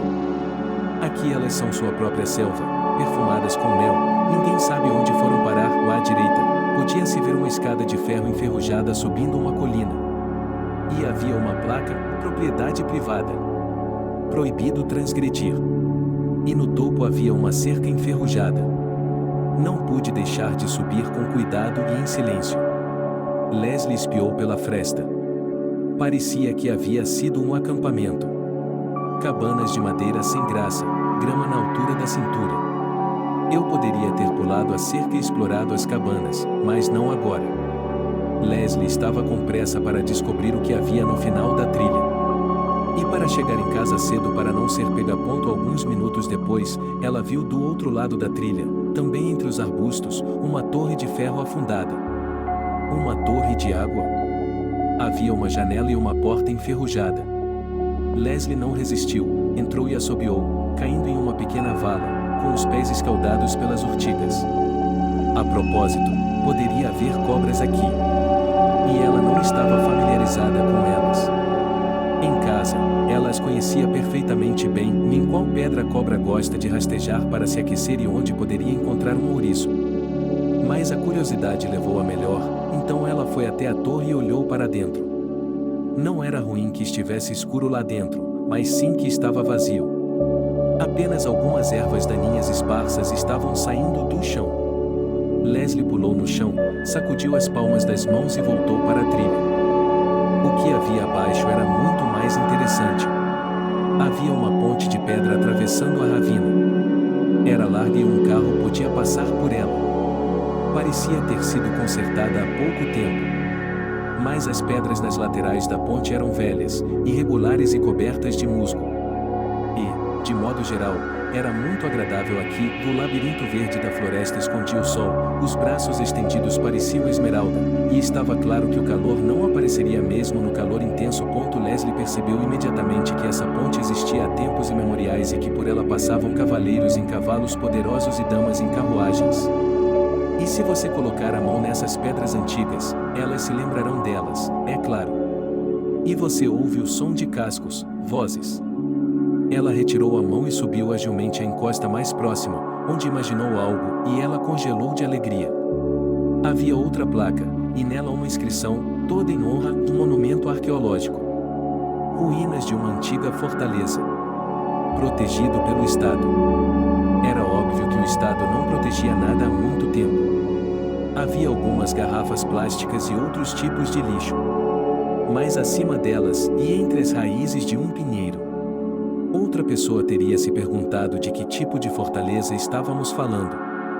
Mas Leslie percebeu de imediato, aquelas pedras selvagens estavam tão encaixadas que formavam um pedaço de uma parede, sem dúvida. Então, nesse lugar, sua voz sem som lhe disse a verdade. Os antigos viveram aqui. E o lugar é bom de longe para ver o inimigo ou o amigo. E se houvesse um inimigo atrás desse muro, as pessoas se defendiam dele e ir mais longe. Leslie quase ofegou. Havia uma casa. Atrás da casa havia outro acampamento. Novamente casas com tábuas, alguns carros. Mas a casa era velha, branca, abandonada. Ele anotou imediatamente. O abandono era óbvio, as janelas, com tábuas, e em algum lugar apenas buracos negros, gesso em ruínas. Mas a casa em si lhe falava de antiguidade. Não tinha a escala pomposa de um prédio novo inacabado. Uma beleza contida, nobre, com dignidade. Era como um velho marquês, e meu senhor. Leslie deu uma rápida olhada para o acampamento. A essa hora da manhã, ainda não havia ninguém à vista. Os adultos odeiam terrivelmente quando as crianças entram em casas antigas. Os adultos acham que o teto, as paredes e todas as escadas vão desabar sobre as crianças que estiverem lá. Agachada, Leslie deu passos curtos em direção à lateral da casa que dava para o bosque. Uma das janelas estava fechada com tábuas apenas até a metade. Leslie agarrou a borda da tábua, puxou-a para cima e deslizou para fora da janela. Foi um salto difícil e desajeitado até o chão. A abertura era muito estreita. Leslie olhou ao redor. Era um pequeno cômodo de canto. Mas havia luz em duas grandes janelas. Leslie imediatamente imaginou como teria sido viver aqui. Ouvindo o som da chuva, tocando piano, folheando notas pensativamente, lendo romances, sentada em uma poltrona, ouvindo o som de ferraduras tilintando como tiros, inalando o cheiro de grama molhada e lilazes, e as paredes eram cobertas de azulejos expostos e no chão havia várias garrafas vazias de 5 litros de água Rodnik. Leslie deu um passo à frente e congelou na porta, segurando as ombreiras. No corredor, a devastação era ainda maior. Uma escada desmoronou. Não havia como subir para o primeiro andar. O teto, ainda branco, parecia tão alto quanto um templo. Pilhas de lixo, alguns colchões velhos, sacos. Alguém deve ter usado a casa como depósito de lixo. A casa estava indefesa e ainda assim era linda. E havia uma história que eu queria contar. Como Leslie teria ficado aqui. Como ela teria estudado os mistérios da casa, olhado as marcas no papel de parede, o lustre, do qual pendia o único copo, e ouvido o que a casa queria lhe contar. Mas ele não podia. Saiu pelo mesmo caminho. E decidiu olhar lá pela última vez, onde algo brilhava entre os arbustos de lilazes, e só por 5 minutos. Ele desceu correndo a colina onde ficava a casa e colocou as mãos no peito, como se tivesse recebido um verdadeiro presente. Como se amanhã tivesse enchido sua cabeça de milagres, quando ele não conseguia acreditar que essa riqueza era real, paradisíaca para si e somente para si. Diante dela se estendia um pequeno lago. Água da cor de âmbar escuro e lírios amarelos? No início, ela viu apenas isso, e agora era tudo dela. E os juncos marrons e aveludados, e todos os sapos e rãs que pulavam na água sob seus pés, e aquela pequena ilha no meio do lago, onde havia uma bétula e uma pedra, e onde um dia Leslie também estaria. Lá ela aprenderia cada lago, cada nenúfar deitado na água, cada pedrinha que ela conheceria pelo nome, daria nomes aos insetos na água, e ela voltaria para casa embriagada com essas maravilhas, e até balançaria o quanto ela tinha para contar ao homem que estava imóvel e não sabia de nada. Você disse lago? Leslie apertou as mãos no peito novamente, e a água é tão escura que pode não ter fundo. Você conhece a cidade de Kitej que estava debaixo d'água? Ela foi inundada pelo som de sinos. O toque corria como riachos de prata e hipnotizava a cidade, que se escondia nessa prata. E há algo aqui, eu sei. As sereias podem viver lá? No lago? Se elas vivem lá, então em breve elas virão para a terra para tecer tranças? Podemos ver. Quando você vai se levantar? As sobrancelhas de Charlie se moveram para a ponte do nariz. Ele estava tão perplexo com essa pergunta como se Leslie tivesse lhe perguntado quando ele poderia voar pela janela. Sabe de uma coisa? Leslie pensou rapidamente. Você pode chegar lá a cavalo. Há cavalos por aqui, não há? Temos um onde moramos. O pastor tem 2. Harvey e eu. Eu sei montar, de verdade. E o cavalo vai até a água. E ele verá tudo. Do ponto de vista dele, era impossível perder tempo e simplesmente se deitar e continuar com a vida. Se você não consegue andar com suas pernas agora, precisa encontrar algo para substituí-las. Arranje 4 patas de cavalo em vez de suas 2. E também, disse Leslie, não tão ousadamente, eu vi em sua garagem? Há um barco e alguns rifles de caça. Você não está indo caçar, está, como posso dizer, essa garota? Ela já matou pessoas antes. Mas nunca foi caçar em sua vida. Isso nunca aconteceu, e ela nunca quis tentar. Levantar a mão para alguém mais fraco, matar só pela emoção. Mas não saia nadando por aí sozinho, ele pediu, algum tempo depois, quando eu tiver um cavalo. Leslie assinou com a cabeça fervorosamente. O resto do dia transcorreu bem. A vovó estava desesperada para levar Leslie para seu quarto ou, pelo menos, para o jardim. E com certeza, depois das palavras de Carlos de que a criança não era um incômodo, ela não o separou mais. Leslie examinou minuciosamente os comprimidos que Carlos estava tomando. A dor no rosto dele não passou despercebida por ela. E a maneira como ele pegou o frasco depois. Ajuda? Ela perguntou e ele quase riu, apesar da dor, da maneira como ela perguntou. Com a entonação de uma velhinha. E então, quando o remédio começou a fazer efeito, ele adormeceu por um tempo. Quando acordou, Leslie estava sentada ao lado dele, balançando a perna e colocando a língua para fora um pouco, tecendo uma coroa de dentes de leão. Havia muitos dentes de leão, e a coroa era longa e comprida. Sabe, disse ela, rouca como sempre depois de um cochilo, na Indonésia eles penduram essas coroas no pescoço. Na Índia também. Nos festivais. Quando eu estava lá e se antes ela parecia uma mulher velha, agora ela se virou para ele e seus olhos se arregalaram infantilmente. Onde? Ela quase exalou. Seu pequeno lago era uma maravilha para ela, ele, que havia estado na terra dos elefantes vivos, e lhe disse até o jantar, e sua avó já estava arrastando quase pela mão, mas ela não queria ir embora. E percebendo que seus lábios estavam se contorcendo de dor, ela se soltou do braço da avó e correu para a mesa e pílulas. Os comprimidos devem ser dados rapidamente. Ela encontrou seu último tesouro do dia em sua nova casa. Ou melhor, no jardim. Assim como pela manhã, quando ela teve que passear por essas infinitas posses, encontrar cada flor com um olhar aguçado e cumprimentá-la, acenar para um pintarroxo empoleirado em um galho e enfiar o nariz no frescor aveludado de uma rosa desabrochando.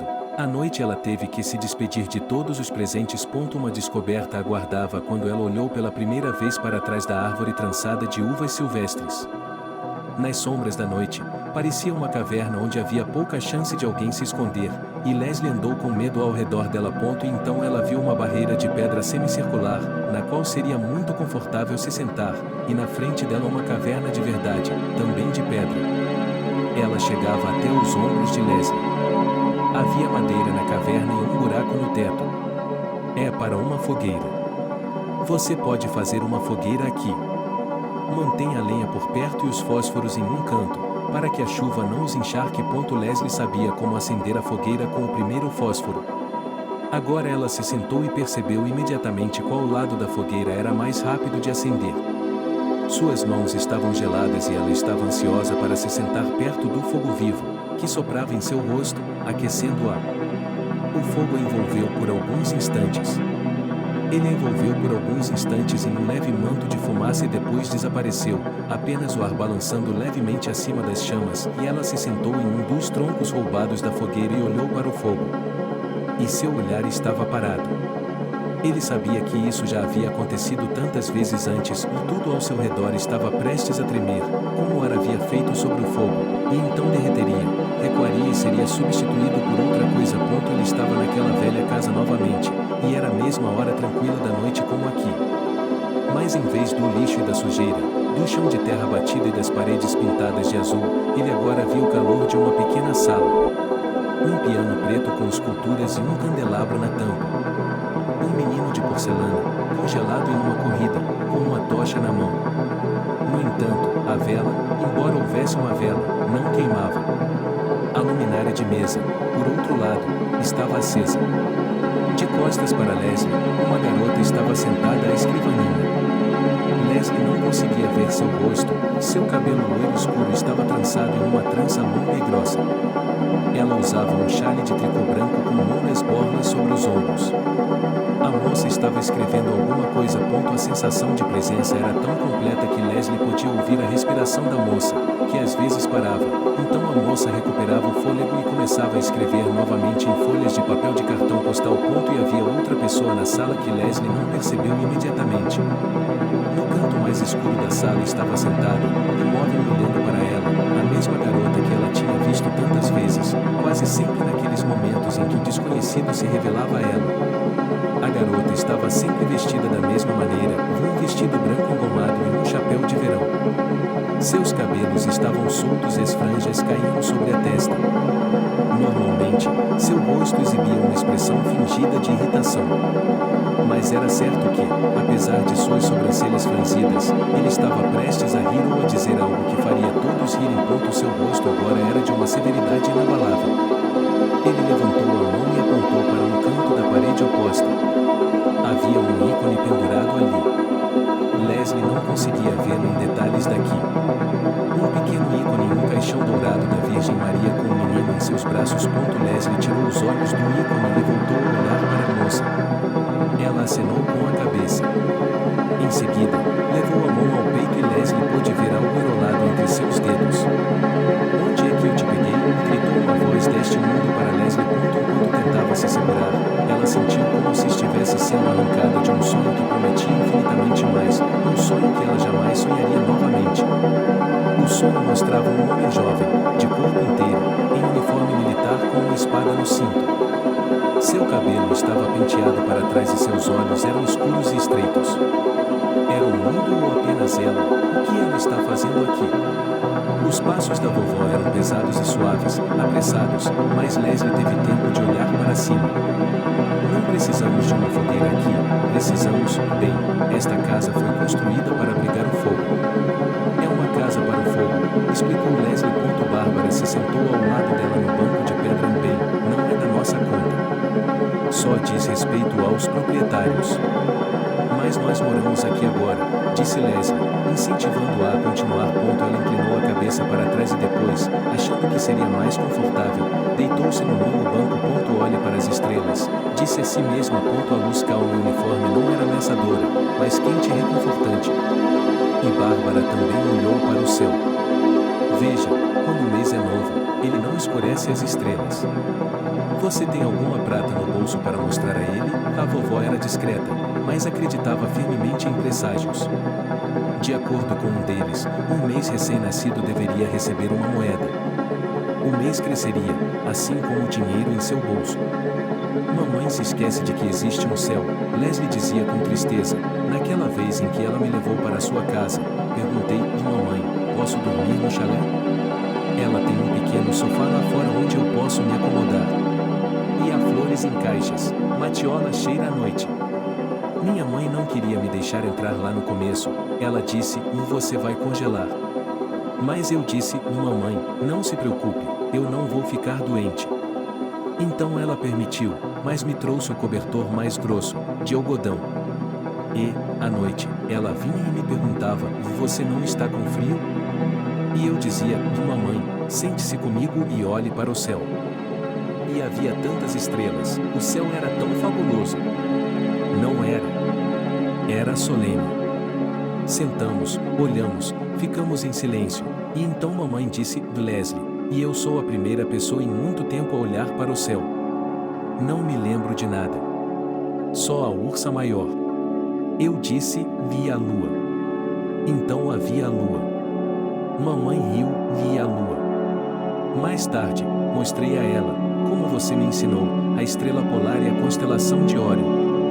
Minha mãe disse: "Leslie, você precisa se lembrar de que não pode viver com o nariz no chão como eu. Então, você olhará para cima e lamentará muito que sua vida tenha acabado e que você nem tenha notado as estrelas." Bárbara cobriu a cabeça de Nastia com a palma da mão, a seda macia de seu cabelo. Até mesmo seu cabelo ainda era de menino, como o pelo de um filhote de cachorro. "Você sente falta de sua mãe?" Leslie ficou em silêncio por um momento, alguns segundos, depois balançou a cabeça: "Não." Sei que ela vai se sentir infeliz aqui. Ela é quem sentirá falta dela novamente, como sentia na época. A cidade. Aqui ela não vai querer nem olhar para o céu, mesmo que tenhamos tanto ponto. Ele respirou fundo. Veja. É um avião ou um satélite? Ali, e Bárbara apertou os olhos. Onde? É um avião, as luzes. Carlos me disse que não gosta de aviões. Ele gosta de ir a todos os lugares com os pés. Eu disse isso e gaguejei. Ele quase não consegue mais andar. Mas não foi isso que a avó ouviu. Luque? Carlos quem? Quantos anos mais velho que você? Como você pode ter um homem mais velho? Você só pode chamá-lo de Carlos, como os professores da escola. Vovó. Mas a senhora pode ver por si mesma que ele é como eu. Ele não é um adulto, é como uma criança. Seus olhos não são nem mesmo severos. Não, isso é impossível. Disse a avó, que tinha visto em seus alunos mais velhos os mesmos meninos e meninas de sempre. E Leslie continuou, percebendo que a avó se opunha a ela por causa da aparência, mas na realidade ela pensava como ela mesma. Ele tem pedras diferentes, vovó, ele as mostrou para mim. Ela diz que elas são melhores do que as fotos. Se você quiser se lembrar de onde esteve, pressione uma pedra em sua mão, feche os olhos e é como se você estivesse no mesmo lugar novamente. E a pedra mais bonita é do norte, ele a encontrou perto da cidade. De um lado ela é comum, cinza, mas do outro lado você a vira e ela é como um espelho, lisa e lilás. Não, é como um lago congelado com água lilás. Espero que você não tenha pedido nada. Não. Vovó, eu sei. Leslie sabia que se uma pessoa olha para uma coisa que você tem, ou a segura nas mãos, e seus olhos se alegram, só porque ela está lá, existe, e não importa de quem seja, então essa coisa deve ser doada imediatamente, porque ela e seu verdadeiro dono finalmente se encontraram. E aquela pedra lilás e gelada foi encontrada, descoberta por outra pessoa. E não era dele de forma alguma. As lanternas de metal entalhado, aqui e ali, se acenderam. E as sombras se tornaram ainda mais densas. A vovó até estremeceu. Apague o fogo para que não reste nenhuma brasa. Leslie se agachou em frente à fogueira. Vovó, você ainda virá vê-lo à noite, não é? Veja se ele está sentindo dor e lhe dê alguns comprimidos. E se não souber de que tipo, me chame. Eu tenho tudo memorizado. Obrigado por assistir o vídeo até o final. Inscreva-se no canal, avale como. Adeus.